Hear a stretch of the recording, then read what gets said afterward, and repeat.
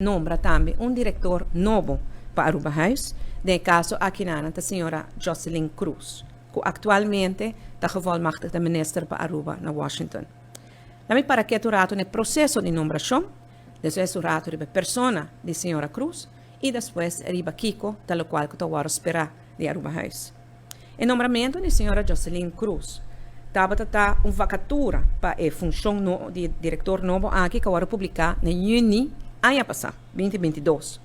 Então, no momento que o primeiro a história de nosso país, de quadro de integridade, nosso governo a decidir que nós não está fazendo uma nomeação política para a função aqui, senão nós está abrindo a vacatura para candidato por solicitar. De qual o diretor de Aruba está agora apontar para o governo novo e está em um período de governação.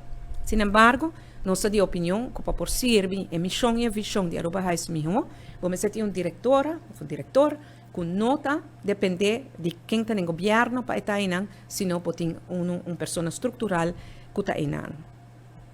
A comissão, nós instituímos uma comissão, wervings- en selectieprocedure, commissie, que está encarregada de vacatura aqui. Da comissão aqui tem Departamento de Recursos Humanos, Departamento de Imposto e representante do Ministério de Assuntos General. E para a vacatura aqui, 23 pessoas a solicitar.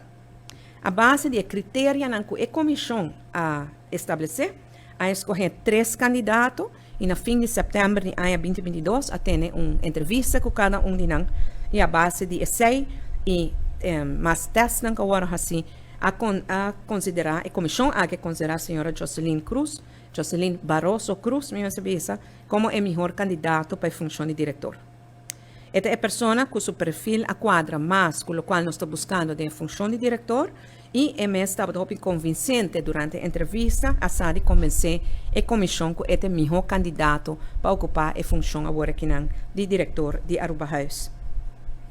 Na outubro do ano passado, a comissão apresentou no Conselho na minha pessoa como ministro encarregado com Aruba House e Conselho de Ministros agora em fevereiro de ano aqui a vai de acordo com o Conselho para apontar a senhora Jocelyn Cruz como diretora de Aruba House.